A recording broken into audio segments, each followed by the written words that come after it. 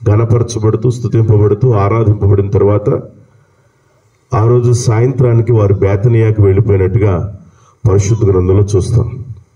సోమవారం అనగా మరునాడు వారు బేతనియా నుండి వెళ్ళుచుండగా ఆయన ఆకలిగొని ఆకులు గల ఒక అంజూరపు చెట్టును దూరము నుండి చూచి దాని మీద ఏమైనా దొరుకునేమో అని వచ్చును. దాని యొద్దకు వచ్చి చూడగా ఆకులు తప్ప మరేమీ కనబడలేదు. ఎలయనగా అది అంజూరపు పండ్ల కాలము, పండ్ల కోత కాలము కాదు అని వేరే వేరే డిక్షనరీస్లో ట్రాన్స్లేషన్స్ బైబిల్లో డిఫరెంట్ అర్థాన్ని ఇచ్చేదిగా ఆ మాట రాయబడింది. అంజూరపు పండ్ల కోత కాలము కాదు అనేటువంటి అర్థాన్ని ఇచ్చేటువంటి మాటల్ని మనం చూడొచ్చు. ఇక్కడ గమనించాల్సినటువంటి సత్యం ఏంటంటే అంజూరపు చెట్టు దేనికి సాదృశ్యంగా ఉంది అని అంటే ఇశ్రాయేలీల జనాంగానికి సాదృశ్యంగా ఉంది. యేసు ప్రభువారు అంజూరపు చెట్టు గురించి చాలా మాటలని పరిశుద్ధాత్మ దేవుడు బైబిల్ గ్రంథంలో వ్రాయించాడు. దాదాపుగా 54 సార్లు అంజూరపు చెట్టు గురించి పరిశుద్ధ గ్రంథంలో గ్రంథస్థం చేయబడింది. చాలా ఇంపార్టెన్స్ ఉంది అంజూరపు చెట్టు గురించి, అంజూరపు పండ్ల గురించి, అంజూరపు ఆకుల గురించి. చాలా శ్రేష్టమైనటువంటి వాక్యాలన్నీ కూడా పరిశుద్ధ గ్రంథంలో దేవుడు మన కొరకు వ్రాసించాడు. ఇక్కడ గమనిస్తే యేసు ప్రభువారు ఆకలి కొన్నాడంట. ఆయన 100కి 100 పాళ్ళు మానవుడిగా, 100కి 100 పాళ్ళు దేవుడుగా, 100కి 100 పాళ్ళు ఆయన దేవుడుగాను మానవుడిగాను ఈ లోకంలో ఆయన మన కొరకు జీవించాడు. ఆయన ఆకలి కొనినట్లుగా, ఆయన కన్నీళ్లు కార్చినట్లుగా, ఆయన అందరిలాగానే మనుషుల వలె కష్టపడినటువంటి అనుభవాలు, నడిచినటువంటి విధానం, ఆయన దోనె అమరమున తలవాల్చుకుని నిద్రించినటువంటి అనుభవం ఇవన్నీ మనం చూస్తాం. ఇక్కడ కూడా ఆయన ఆకలి కొని అనేటువంటి మాట చాలా అద్భుతమైనటువంటి మాట. ఆకులు గల ఒక అంజూరపు చెట్టును దూరము నుండి చూచాడంట. ఎక్కడి నుంచి చూచాడు ఆయన? దూరము నుండి చూచాడు. చాలా శ్రేష్టమైనటువంటి అనుభవం ఇది. దేవుడు దూరం నుండి నిన్ను కనిపెట్టగలడు, నిన్ను నన్ను చూడగలడు, మనందరినీ ఆయన గమనించగలడు. దేవునికి మహిమ కలుగును గాక. హల్లెలూయా. ఆయన కనులకు దూరమైనదంటూ ఈ లోకంలో ఏదీ లేదు. ఆయన చూచువాడు, మనకు సహాయకుడిగా, మన పట్ల ఒక ప్రణాళికను, ఒక ఉద్దేశమును కలిగి ఆయన చూస్తున్నాడు. ఆ అంజూరపు చెట్టును ఆయన చూశాడు. ఆ అంజూరపు చెట్టును ఎలాగైతే చూచాడో ఇశ్రాయేలీలు చూస్తున్నాడు. నూతన ఇశ్రాయేలీలు ఉంటే మనలను కూడా ఆయన చూస్తున్నాడు. ఆయన చూసే దేవుడు నీ దగ్గరికి, నీ వైపుకి ఆయన చూస్తున్నాడు. ఒక ఫలమైనా కనబడుతుందేమో, ఆయనను మహిమపరిచే ఒక ఫ్రూట్ నీ జీవితంలో ఉందేమో అని దేవుడు తొంగి చూస్తున్నాడు, ఎదురు చూస్తూ ఉన్నాడు. కానీ ఆయన దగ్గరకు వచ్చి చూశాడంట. దూరం నుండి చూశాడు. దాని మీద ఏమైనా దొరుకునేమో అని వచ్చును. దాని ఎదుగు వచ్చి చూడగా ఆకులు తప్ప మరేమి కూడా కనబడదు. అంజూరపు చెట్టు ఎప్పుడైనా కాసిందంటే ముందు కాయలు కాస్తుందంట, తర్వాత ఆకులు. ఆ కాయలను కప్పేటట్టుగా ఆకుల్ని అది చెట్టు అంతా కూడా కమ్ముకుంటుంటుంది. దాదాపుగా ఒక్కొక్క ఆకు ఆల్మోస్ట్ ఒక ఫీటున్నర 2 ఫీట్లు కూడా ఉంటాయి ఆకులు, అంజూరపు ఆకులు. చాలా విస్తారంగా చక్కగా అది ఒక ఇస్తురాకు మాదిరిగా ఆకులన్నీ కూడా విస్తారంగా చెట్టుకి కాస్తాయి. గమనించాల్సిన సత్యం ఏంటంటే ప్రభువారు అక్కడికి వచ్చి ఆకులు అన్ని చూస్తూ ఉన్నాడు. ఒక్క ఫలం కూడా కనపడడం లే. ఇక్కడ మనకు ఉసిరికాయ చెట్టు చూస్తే మొత్తం ఫలాలు విస్తారంగా ఉన్నాయి. కానీ ప్రభువారు వచ్చి చూస్తే ఆ అంజూరు చెట్టుకి ఒక్క పండు కూడా ఆయనకి కనబడడం లేదు.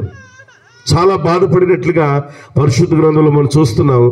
వెంటనే ఆ అంజూరపు చెట్టుని, అది పండ్ల కోతకాలం కాదు కనుక అందుకు ఆయన ఇక మీద ఎన్నటికీ నీ పండ్లు ఎవరునూ తినకుందురుగాక అని చెప్పినప్పుడు, శపించినప్పుడు ఆయన శిష్యులు కూడా విన్నారని. ఇది త్రోవ పక్కన ఉన్న చెట్టు. ఏ చెట్టు ఇది? మరొక చెట్టు ఉంది, అంజూరపు చెట్టు. ద్రాక్ష తోటలో ఒక అంజూరపు చెట్టుని నాటించాడంట. ఇది త్రోవ ప్రక్కన ఉన్నటువంటి చెట్టు. త్రోవ పక్కన ఉన్నటువంటి ఎరుకలో ఉన్నటువంటి గుడ్డివాడు, త్రోవ పక్కన పడినటువంటి విత్తనాలు, ఇవన్నీ కూడా ఫలభరితంగా లేనట్లుగా పరిశుద్ధ గ్రంథంలో మనం చూడొచ్చు. కానీ అంజూరపు చెట్టుకి బైబిల్ గ్రంథంలో చాలా చాలా చాలా చాలా చాలా ప్రాముఖ్యతలు ఉన్నాయి. దేవుడు ఎన్నుకున్నాడు, దేవుడు ఏర్పాటు చేసుకున్నాడు. దేవుని యొక్క శ్రేష్టమైనటువంటి అనుభవాలన్నీ కూడా అంజూరపు చెట్లు దాగి ఉన్నాయి. అంజూరపు చెట్టు కొన్ని ఎలా ఫలిస్తాయండి? కొంత పంట జూన్ నెలలో వస్తుంది, కొంత పంట ఆగస్టులో వస్తుంది, కొంత పంట నవంబర్లో వస్తుంది. 3 కాలాలలో అది చక్కగా విరివిగా పండగలిగేటువంటిది అంజూరపు చెట్లు. కానీ ప్రభువారు చూస్తున్నాడు, అక్కడ ఏమీ లేనిది వల్ల ఆ చెట్టుని శపించినట్లుగా పరిశుద్ధ గ్రంథంలో చూస్తున్నాం. ఇంకో చోట కూడా అంజూరపు చెట్టు నాటించారు, అక్కడ కూడా ఫలాలు లేవు. తోటమాలి దాని కొరకు ప్రయత్నం చేస్తున్నాడు, 3 సంవత్సరాలు ప్రయాసపడ్డాడు. 3 years నుంచి ట్రై చేస్తుంటే కూడా ఆ చెట్టు ఫలించడం లేదు. ఎందుకు ఆ చెట్టు ఫలించలేదు? తీసివేయి అని చెప్పి యజమాని చెప్తే తోటమాలి బ్రతిమలాడి అడుగుతాడు, అయ్యా ఈ 1 సంవత్సరమైనా ఉంచు, దానికి నేను నీరు పోస్తాను, దానికి ఎరువు వేస్తాను, అది ఫలించేటట్టుగా నేను ప్రయాసపడతానని చెప్పి యజమానిని అడిగినట్లుగా పరిశుద్ధ గ్రంథంలో మనం చూడొచ్చు. గమనించాల్సిన విషయం ఏంటంటే అంజూరపు చెట్టు ఎవరో కాదు, నీవు నేను. ఆమేన్, హల్లెలూయా. పక్కన ఎదురు చదువు, అంజూరపు చెట్టు నీవు నేనే. హల్లెలూయా. అయితే నీవు నేను అంజూరపు చెట్టు ఎలా ఉండాలనుకుంటున్నాడు? ఎలా ఉండాలనుకుంటున్నాడు ఆయన? చెప్పాలి, అందరూ ఎలా ఉండాలనుకున్నాడు ఆయన? మోడు బారినట్టుగా ఉండాలనుకోవడం లేదు. ఫలించాలని, దీవెనకరంగా ఉండాలని, ఆశీర్వాదకరంగా ఉండాలని, మహిమకరంగా ఉండాలి అనేది దేవుని సంకల్పం, దేవుని యొక్క ఉద్దేశం. అయితే అంజూరపు చెట్టు, బైబిల్లో ఉంటున్న అంజూరపు చెట్టు ఎవరెవరికి ఎలా ఉపయోగపడిందో ఒక్కసారి మనం చూద్దాం. 1 రాజుల గ్రంథం 4వ అధ్యాయం 25వ వచనం చదువుదాం. 1 రాజుల గ్రంథం 4వ అధ్యాయం 25వ వచనం. పరిశుద్ధ గ్రంథంలో అంజూరపు చెట్టుకు చాలా ప్రాముఖ్యతలు ఉన్నాయి. సొలొమోను దినములన్నిటిను ఇశ్రాయేలు వారేమి, యూదా వారేమి, దాను మొదలుకొని బెర్షెబా వరకును తమ తమ ద్రాక్ష చెట్ల క్రిందను అంజూరపు చెట్ల క్రిందను నిర్భయముగా నివసించుచూ ఉండిరి. హల్లెలూయా. 2 చేతులు పైకెత్తి బిగ్గరగా దేవునికి స్తోత్రం చెప్తాం. హల్లెలూయా. ఎక్కడైతే అంజూరపు చెట్టు ఉందో అక్కడ ప్రజలు నిర్భయంగా ఉన్నారంట. భయపడకుండా, భీతి చెందకుండా, కలవరపడకుండా, పిరికివారిగా ఉండకుండా, ఆందోళన చెందకుండా ధైర్యంగా ఉన్నారని దేవుని వాక్యం సెలవిస్తుంది. ఈ యొక్క ఇశ్రాయేలీయుల్లో ప్రజలు సొలొమోను దినములన్నీ కూడా ఇశ్రాయేలు వారేమి, యూదా వారేమి, దాను మొదలుకొని బెర్షెబా వరకు తమ తమ ద్రాక్ష చెట్ల క్రిందను అంజూరపు చెట్ల క్రిందను నిర్భయముగా, భయము లేకుండా, నిర్భయముగా, భయము భీతి లేకుండా నివసిస్తూ ఉన్నారంట. హల్లెలూయా. అంటే ఎక్కడ అంజూరపు చెట్టు ఉంటుందో అక్కడ నువ్వు భయపడవలసిన పని లేదు, నువ్వు ధైర్యంగా ఉండు గాక. అంటే ఒక క్రిస్టియన్ ఉన్నాడంటే, ఒక క్రైస్తవ కుటుంబం ఉందంటే, ఒక విశ్వాసి కుటుంబం ఉందంటే ఆ చుట్టుపక్కల కానీ లేకపోతే అక్కడ ఉన్నటువంటి వారు కానీ నిన్ను బట్టి అనేకులకి దీవెనకరంగా, ఆశీర్వాదకరంగా మన కుటుంబాలు దేవుడు నిలబెట్టును గాక. అంటే నీవు దీవెనకరంగా ఉండాలి, ఆశీర్వాదకరంగా, నువ్వు అనేకులకు ఆశ్రయంగా ఉండాలి. అక్కడ ఏమాత్రం కూడా భయపడలేదు. ఎవరైనా సరే కొబ్బరి చెట్టు కింద కూర్చుంటారా? మన సంపద బరుల దగ్గర కొబ్బరి చెట్టు కూడా ప్రార్థన జరుగుతూ ఉంది, టపా పడిపోయినాయి కదా. ఇక్కడ కూడా ఒకసారి మొన్న పడిపోయినాయి. ఎవరు కూడా సాహసం చేయరు. ఉసిరి చెట్టు కింద అయితే పర్వాలేదు, చిన్నగా ఉంటాయి కాబట్టి నెత్తి పగలదు.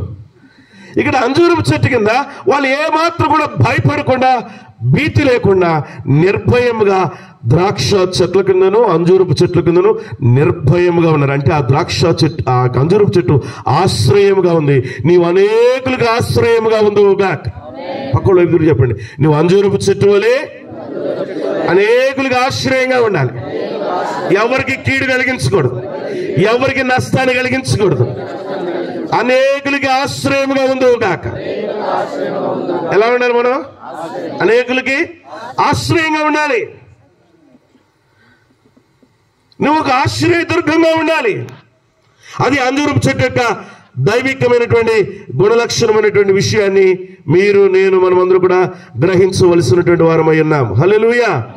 కనుక దేవుని యొక్క మాటలు మనకు నేర్పించినటువంటి అద్భుతమైనటువంటి సత్యం ఏంటంటే, మనకు నేర్పించినటువంటి దేవుని యొక్క మాటలు నీ జీవితంలో ఒక నూతనమైనటువంటి కార్యాన్ని చేయడానికి అవి ఇష్టపడుతూ ఉన్నాయి. నీకు మేలు చేయాలని, నీకు సహాయం చేయాలని, నీకు దీవెనకరంగా ఉండాలి అనేది దేవుని సంకల్పం, దేవుని యొక్క ఉద్దేశమై ఉన్నది. హల్లెలూయా. పరిశుద్ధ గ్రంథములో మరొక చోట వ్రాయబడినటువంటి మాటని మనం మళ్ళీ చూద్దాం.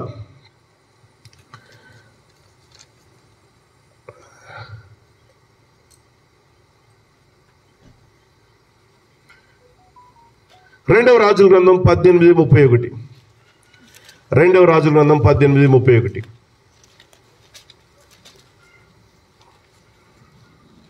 హిజ్కియా చెప్పిన మాట మీరు అంగీకరించవద్దు.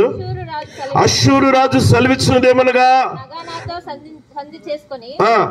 నా యొద్దకు మీరు బయటికి వచ్చిన యెడల మీలో ప్రతి మనిషి తన ద్రాక్ష చెట్టు ఫలమును తన అంజూరపు చెట్టు ఫలమును తినుచు తన బావి నీళ్లు త్రాగుచు ఉండను. అంజూరపు చెట్టు ఆహారానికి ఉపయోగపడుతుంది. హల్లెలూయా. అంటే ఒక తృప్తికరమైనటువంటి జీవితం. ఎవరికైనా సరే ఎన్ని డబ్బులన్నా ఇవ్వండి, ఇంకా ఇస్తే బాగుండు అన్నట్టు ఉంటుంది. కానీ ఆహారం పెడితే చాలు అని అంటాం కదా. చాలండి, ఇంకా నేను తినలేను, ఇంకా నా వల్ల కాదు అనేటువంటి మాట చెప్తాం. ఇక్కడ కూడా అంజూరపు చెట్టు ఎలా ఉపయోగపడుతుంది అంటే, ఆహారాన్ని ఇచ్చేదిగా, వాళ్ళ హృదయాన్ని తృప్తిపరిచేదిగా. అంటే నీవు నేను అనేకులకి జీవాహారాన్ని పంచిపెట్టే వారముగా, అనేకులకి తృప్తిని కలిగించే వారముగా ఉందుముగాక. అనేకుల ఆకలిని తీర్చగలగాలి. అనేకుల యొక్క ఆకలిని తీర్చగలిగినటువంటి అంజూరపు చెట్టు యొక్క దైవిక గుణగణాలని మీరు నేను మనము కలిగి ఉందుముగాక. అంజూరపు చెట్టు సింబాలిక్ గా చూపించేది ఏంటంటే, అనేకులకు ఆహారంగా ఉండాలి. నీవే ఒక డైలీ బ్రెడ్ గా, నీవే ఒక జీవాహారముగా నువ్వు మాట్లాడితే ఆ మాట వాళ్ళ జీవితంలో ఒక ఆరోగ్యకరమైనటువంటి తృప్తికరమైనటువంటి అనుభవంలోనికి తీసుకుని రావాలని దేవుని యొక్క మాటలు మనకు తెలియజేస్తున్నటువంటి సత్యాన్ని మనం గ్రహించవలసిన వారమైన. మరలా మనం అక్కడ చూస్తే 2వ రాజుల గ్రంథం 20వ అధ్యాయం 7వ వచనాన్ని చూద్దాం. 20వ అధ్యాయం 7వ వచనం. పిమ్మట యెషయా అంజూరపు పండ్ల ముద్ద తెప్పించుడని చెప్పగా వారు దాన్ని తెచ్చి కురుపు మీద వేసిన తరువాత ఏమవుతుంది? ఆరోగ్యాన్ని ఇస్తుంది. హల్లెలూయా. అంజూరపు పండ్లు మొదటిది ఏంటి? నిర్భయముగా, ఆశ్రయముగా ఉన్నది. మొదటిది ఆశ్రయం. రెండవది అమ్మా రాసుకుంటున్నారు ఎవరైనా? హృదయం అనే పలక మీద రాసుకోండి. రెండవది ఏం చేస్తుందంటే నీకు ఆహారాన్ని ఇస్తుంది. ఆశ్రయం, రెండవది ఆహారం, మూడవది అమ్మా ఆరోగ్యం. గట్టిగా చెప్తాం ఆరోగ్యం. నాకు మీకు అందరు కావాల్సినది ఒకటే. ఏం కావాలి? హెల్త్ ఈజ్ వెల్త్ అన్నారు. ఆరోగ్యమే మనకు అవసరం, ఆరోగ్యమే మహాభాగ్యం. కనుక అంజూరపు పండ్ల ముద్ద తీసుకుని వచ్చి హిజ్కియాకి కలిగినటువంటి ఆ రాచపుండు మీద వేసినప్పుడు ఆ కురుపు బాగుపడింది, స్వస్థపరచబడింది. అంటే ఆరోగ్యాన్ని ఇచ్చేది అంజూరపు చెట్టు. నీవు అనేకులకి మెడిసిన్ గా ఉండాలి. ఆమేన్. పక్కన ఎదురు చెప్పండి, నువ్వు అందరికీ కూడా మెడిసిన్ గా ఉండాలి. ఎక్స్పైరీ మెడిసిన్ గా ఉండకూడదు, రియాక్షన్ ఇస్తుంది. కొంతమంది ఏం చేస్తారంటే ఎక్స్పైరీ అయిపోయినటువంటి మెడిసిన్ లాగా ఉంటుంది, వాళ్ళ తగులుకుంటే ఇక రియాక్షనే.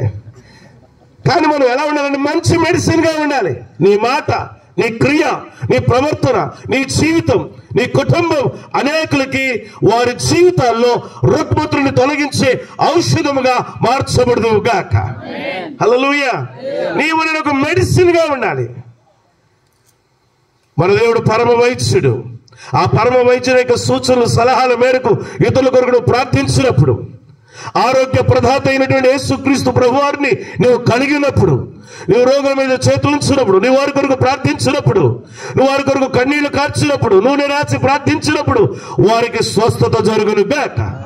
నువ్వు అంజూరపు పండ్ల ముద్దవలే మార్చబడి వారి గాయాలు కట్టేవాడిగా, వారికి ఉన్నటువంటి బాధలను తొలగించే వ్యక్తిగా నీవు నేను వారిని ఆదరించి వారికి ఔషధముగా మార్చబడుదుము గాక. నమ్మకమైనటువంటి రాయివారి అమ్మా ఎలాంటి వాడు? ఔషధము వంటి వాడు అంట. హల్లెలూయా. ఎలా ఉండాలి మనందరం? చెప్పాలి. మెడిసిన్ చాలా పవర్ఫుల్ కదా. నాకు అది ర్యాంటాక్ పడదు నాకు అసలు. చిన్నగా ఉంటుంది ట్యాబ్లెట్. అది కనుక వేసుకుంటే ఏమవుతుందంటే చేతులు అన్నీ కూడా తిమ్మిర్లు పట్టిపోయి రియాక్షన్ చేసినట్టుగా సూదులతో గుచ్చినట్టుగా ఉంటుంది. ప్యాంటాప్ అయితే పడుతుంది, ప్యాంట్రోపోజల్. ఒకసారి తెలియక 2-3 సార్లు వేరే వాళ్ళు ఇస్తే టక్కన వేసేసుకున్నా, చాలా ఇబ్బంది పడిపోయినా. ఒక్కసారిగా చాలాసార్లు. చిన్నదే మెడిసిన్ నిన్నేం చేస్తుందంటే, రియాక్షన్ ఇచ్చిందంటే చాలా భయము, ఆందోళనకరంగా నీ పరిస్థితిగా చాలా ఘోరంగా ఉంటుంది. కనుక మనం ఎవరికి ఏమవకూడదు చెప్పండి, రియాక్షన్గా ఉండకూడదు. హల్లెలూయా. ఒక బెస్ట్ మెడిసిన్ గా అంజూరపు పండ్ల ముద్ద వలె ఇతరులకి మేలుకరంగా ఆరోగ్యకరమైనటువంటి మెడిసిన్ గా మీరు మనము మార్చబడదుము గాక. హల్లెలూయా. 4వ చూద్దాం.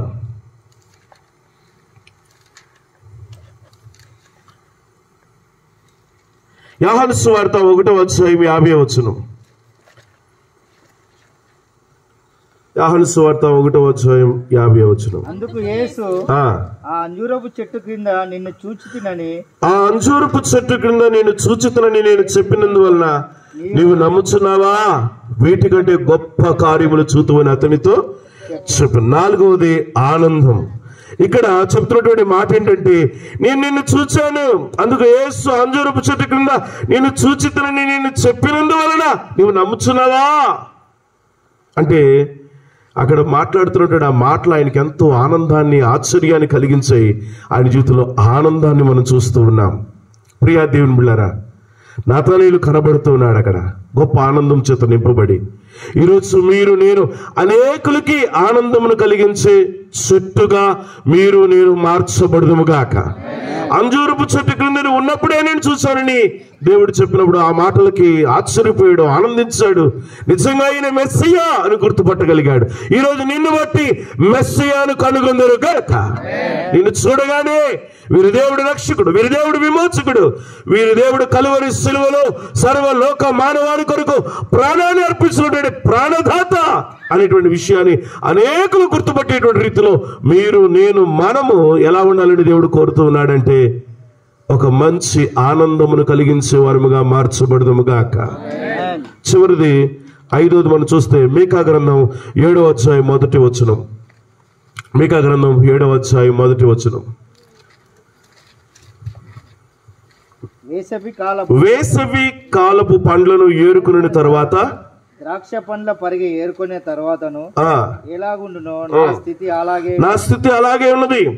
ద్రాక్ష పండ్ల గెల ఒకటి లేకపోయిను, నా ప్రాణమునకు ఇష్టమైన ఒక క్రొత్త అంజూరపు పండైనను లేకపోయిను. ఇది క్రొత్త ఆశీర్వాదం, క్రొత్త అంజూరపు పండు. నా ప్రాణమునకు ఇష్టమైన క్రొత్త అంజూరపు పండు అంటున్నాడు. హల్లెలూయా. ఆశీర్వాదానికి గుర్తుగా ఉంది. ఓ న్యూ బిగినింగ్ కి గుర్తుగా ఉంది. న్యూ బ్రేక్ త్రూ కి అది గుర్తుగా ఉంది. నూతన ఆశీర్వాదానికి సాదృశ్యంగా ఉంది. ఈ రోజు నువ్వు అనేకులకి నూతన ఆశీర్వాదకరంగా మార్చబడగలవా? నువ్వు అనేకులకి నూతనగా ఆశీర్వాదకరంగా నేను ఉండగలమా? పరిశీలన చేసుకోవాలి. అంజూరపు పండ్ల గురించి చాలా శ్రేష్టమైనటువంటి మాటలు పరిశుద్ధాత్మదేవుడు బైబిల్ గ్రంథంలో రాశాడు. మొట్టమొదటిగా ఆదామవ్వలు తప్పు చేసినప్పుడు అంజూరపు ఆకులే వాళ్ళు ఏం చేశారంటే కచ్చడములుగా కుట్టుకుని వాళ్ళు వస్త్రాలుగా ధరించారు. వాళ్ళ నగ్న స్థితిని కప్పింది అంజూరపు చెట్లు. హల్లెలూయా. అక్కడ ప్రారంభమైంది. ఆదామవ్వలు కట్టుకున్నది అదే. చూడండి ఒకసారి, ఆదికాండంలో మాటలు రాయబడి ఉంటాయి.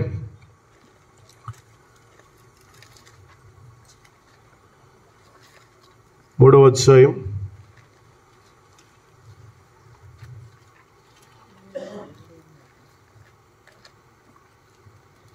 7వ వచనం.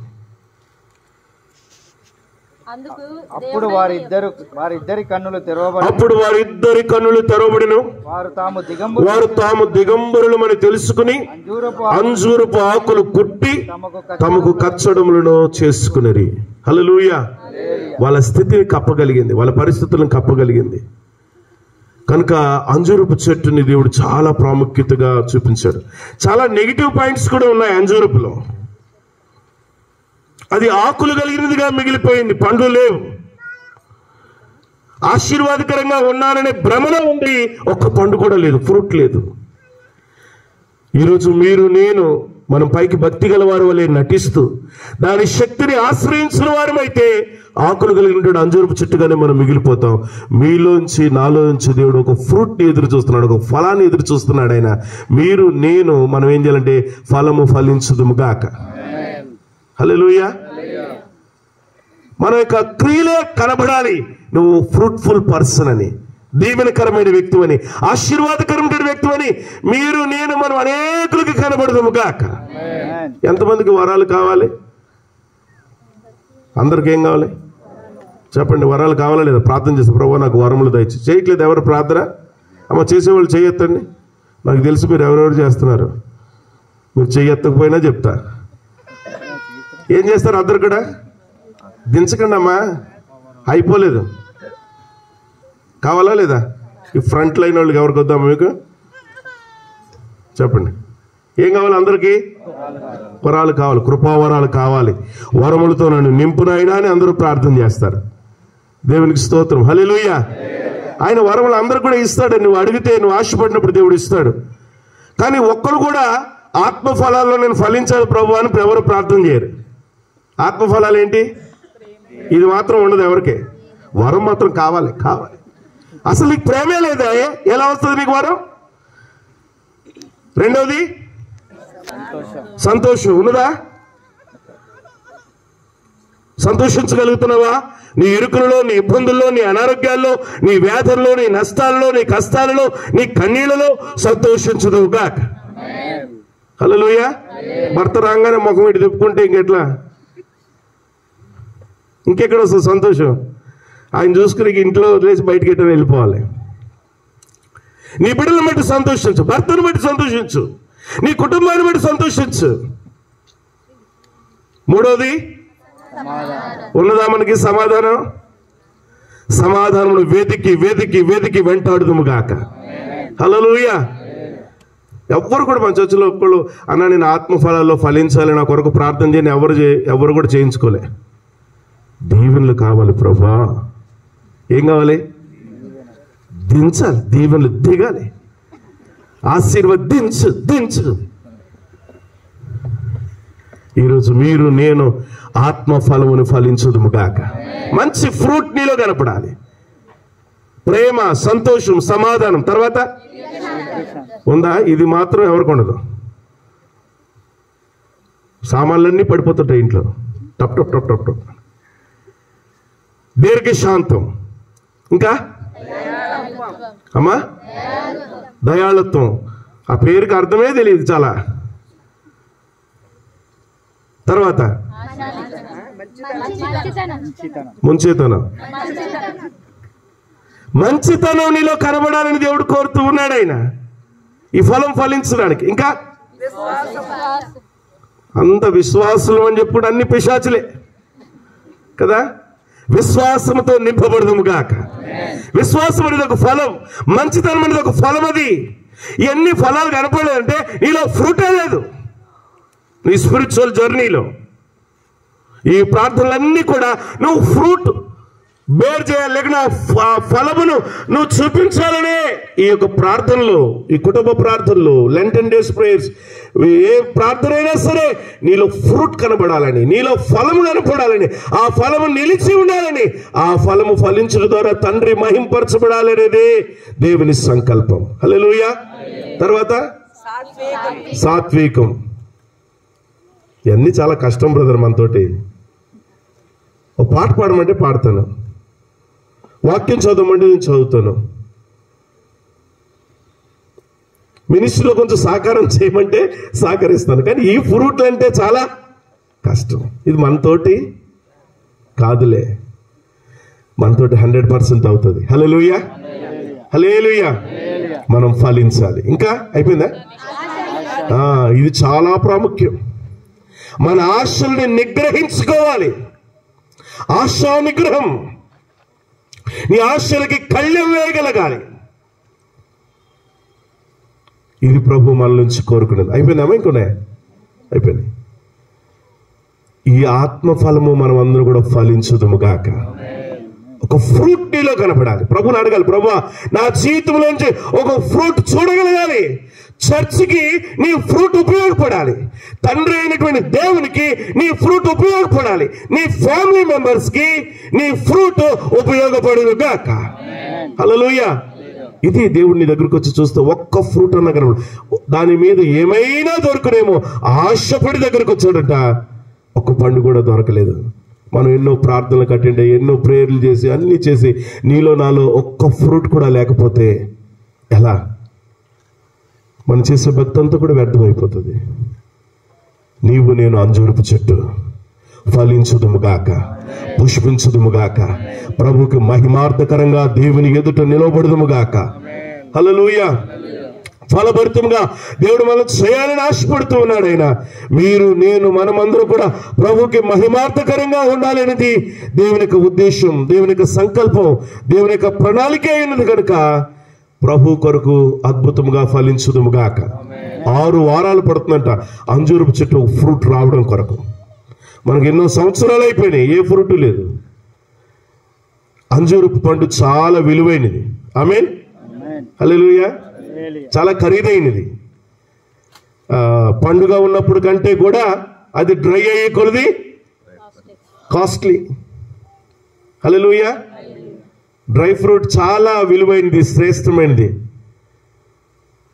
రోగ నిరోధక శక్తిని పెంచుతుంది, రక్తాన్ని వృద్ధి చేస్తుంది, ఆరోగ్యాన్ని ఇస్తుంది, నీకు బలాన్ని ఇస్తుంది, నీకు శక్తినిస్తుంది.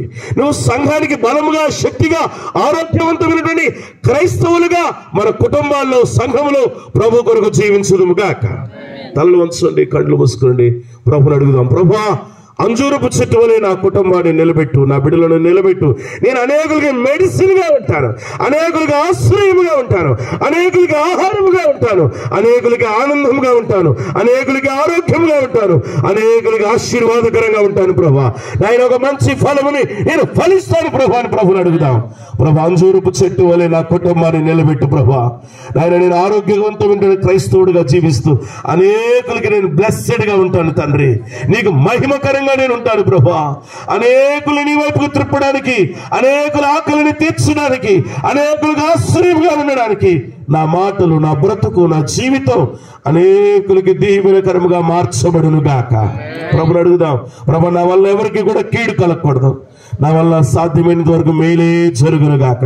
నా మాటలు, నా క్రియలు, నా ప్రవర్తన, నా జీవితం అంజూరపు పండ్ల ముద్ద వలె, అంజూరపు ఆకుల వలె, అంజూరపు చెట్టు వలె, అంజూరపు ప్రభా అడల వలె మేము ఉంటాం ప్రభా.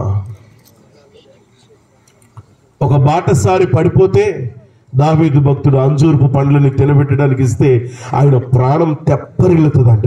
ఈరోజు దేవుని వాక్యమైన జీవపు ఆహారమైనటువంటి దేవుని యొక్క మాట ద్వారా నీ హృదయం తెప్పరిల్లుగాక. ప్రభుని అడుగుదాం. అందరూ కూడా కళ్ళు మూసుకుని 2 చేతులు పైకెత్తి ప్రభుని అడుగుదాం. ప్రభా అంజూరపు చెట్టు వలె నేను శపింపబడకూడదు ప్రభా. ఆశీర్వాదకరంగా ఉండాలి, బ్లెస్సెడ్ గా ఉండాలి, దీవెనకరంగా ఉండాలి. నాయన నీ మహిమకరంగా నేను బ్రతకాలి ప్రభా.